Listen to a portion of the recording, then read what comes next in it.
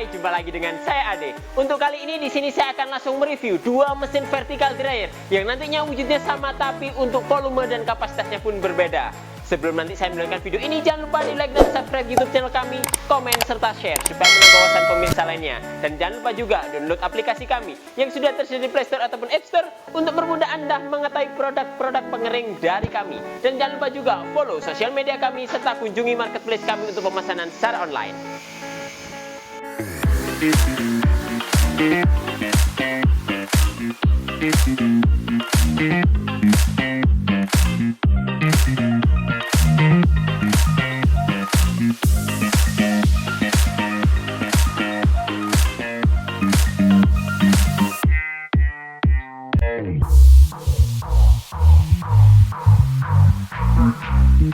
Oke, di sini saya sudah di depan dua mesin vertical dryer kami. Jadi untuk vertical dryer kami itu memiliki beberapa kapasitas.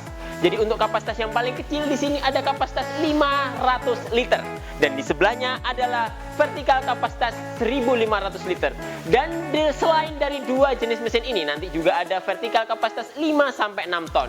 Dan khusus untuk kali ini saya di sini akan langsung mereview dua mesin vertikal yang beda kapasitasnya ini. Untuk vertical dryer kami tersedia dari dua jenis sistem pemanasan, di mana nanti pemanasannya bisa menggunakan gas LPG seperti dua mesin yang di belakang saya ini, dan ada juga sistem pemanasan menggunakan kayu bakar, mungkin seperti video kami yang sebelumnya. Dan di kali ini kita di sini akan menjelaskan mengenai vertical dryer dengan sistem pemanasan gas LPG dan memiliki sistem kontrol full otomatis, mulai dari input untuk sistem sirkulasi pengeringannya, sistem pemanasannya, dan nanti untuk sistem outputnya juga.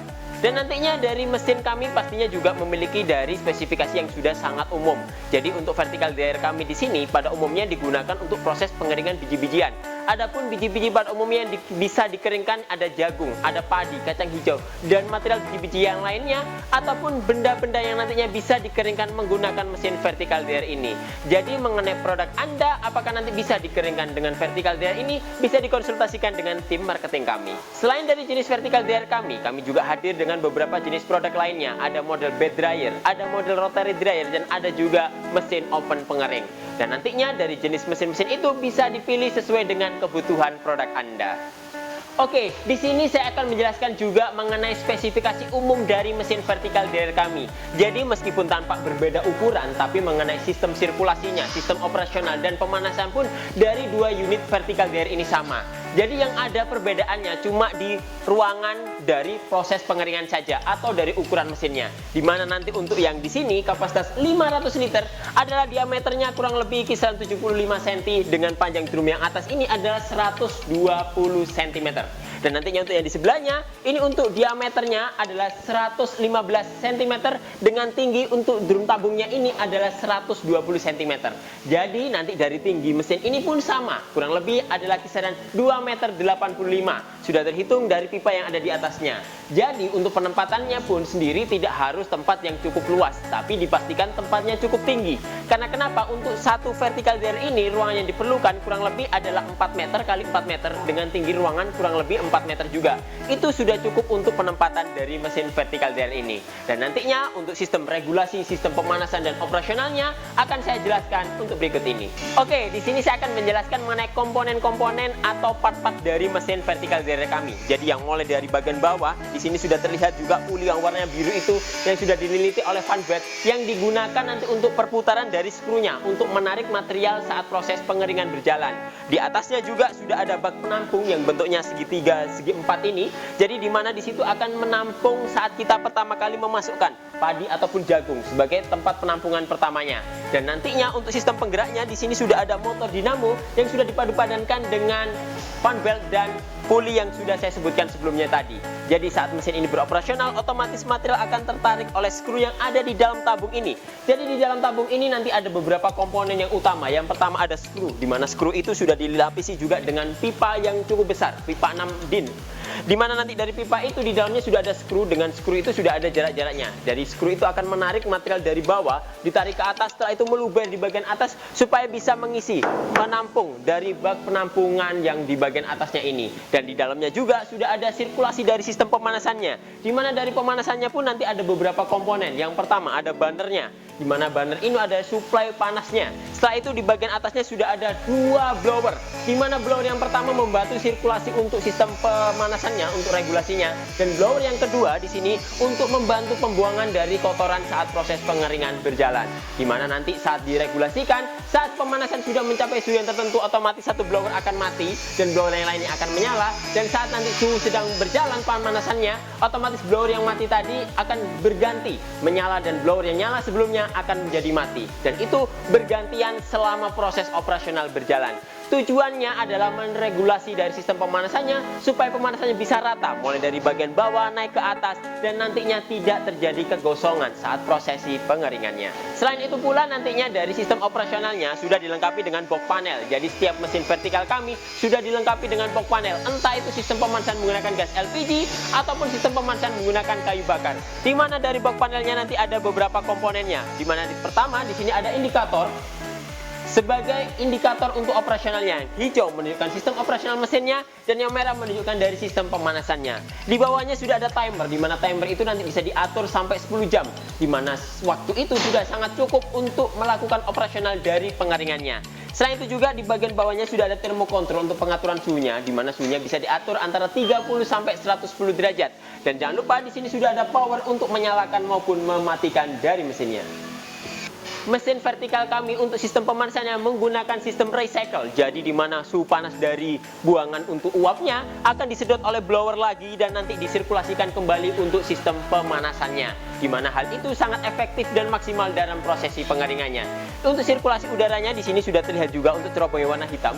Kanan kiri ini juga ada. Di situ adalah salurannya. Jadi udara uap air dari bagian dalamnya akan dibuang juga melalui dari bagian atasnya dan beberapa bagiannya nanti akan disedot dari pipa ini dan dibuang dari blower yang sudah ada disediakan di bagian atasnya. Dan nantinya untuk mengetahui dari volume isi dari vertikal, jangan lupa di sini juga sudah ada barometernya, di mana di sini ada kacanya yang nantinya kita bisa melihat volume isi dari vertikalnya, di mana harus diperhatikan untuk pengisiannya adalah maksimal saat material sudah terlihat dari kaca yang sudah ada di bagian atasnya ini, di mana di situ sudah cukup untuk pengisiannya. Jadi mengenai kapasitasnya berapa kilogram yang mampu ditampung untuk mesin vertikal dryer ini tergantung dari kadar air dan jenis produk Anda. Jadi contohnya untuk vertikal yang ini, yang kapasitas 500 liter ini, itu kapasitas untuk penampungan padi ataupun jagungnya antara 200 sampai 300 kilo. Dan nantinya untuk yang besar ini, itu kapasitas 1500 liter untuk daya tampungnya untuk padi maupun jagung, kurang lebih antara kisaran 500 sampai 750 kg. Oke, untuk operasional dari mesin ini sendiri, karena sistem pemanasan menggunakan gas LPG, jadi harus disiapkan juga untuk tabung gas LPG-nya. Minimal yang digunakan adalah tabung gas LPG kapasitas 12 kg. Setelah itu pasti juga pasang selang dan regulator, tinggal dikonekkan saja. Karena nanti selang dan regulator otomatis sudah dapat free dari tempat kami.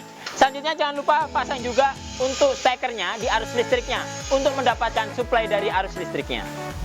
Oke, selanjutnya setelah kita melakukan pemasangan selang regulator pada tabung gasnya dan mencolokkan arus listriknya juga, saat ini kita melakukan operasional pada box panelnya. Langkah yang pertama harus kita atur adalah timernya. Karena box panel ini tersedia dari indikator, timer, power, kita harus melakukan secara berurutan. Langkah pertama timer kita atur dulu, kita sesuaikan dengan kebutuhan. Di sini saya coba di angka 1 menunjukkan operasional akan berjalan selama 1 jam. Setelah itu thermocontrol untuk pengaturan suhunya. Di sini suhu kita gunakan settingannya di angka 60 derajat. Setelah itu tinggal power kita nyalakan, otomatis operasional mesin akan langsung berjalan.